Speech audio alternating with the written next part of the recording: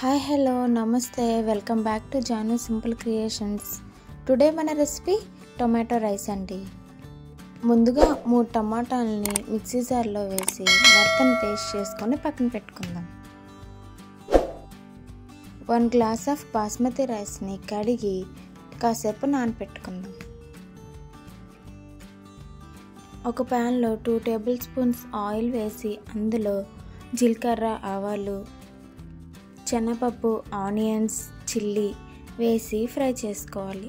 Onions లైట్గా fry అయ్యాక అందులో అల్లం వెల్లుల్లి పేస్ట్ వేసి ఫ్రై చేసుకోవాలి. అల్లం వెల్లుల్లి పచ్చివాసన పోయేంత వరకు ఫ్రై అయ్యాక అందులో టమాటా ప్యూరీని యాడ్ చేసుకొని ఫ్రై చేసుకోవాలి. టమాటా ప్యూరీ ఇలా కొంచెం ఫ్రై అయ్యాక అందులో ఒక చిన్న టమాటాని కట్ చేసి వేసుకొని అందులో తగినంత సాల్ట్ని యాడ్ చేసి ఒకసారి కలుపుకుందాం.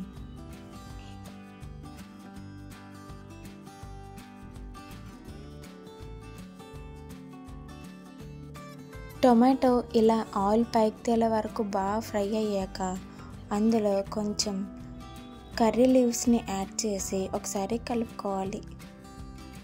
ఇందులోనే పసుపు, కారం, ధనియా పౌడర్, గరం మసాలా యాడ్ చేసి అంతా కలిసేలా కలుపుకోవాలి.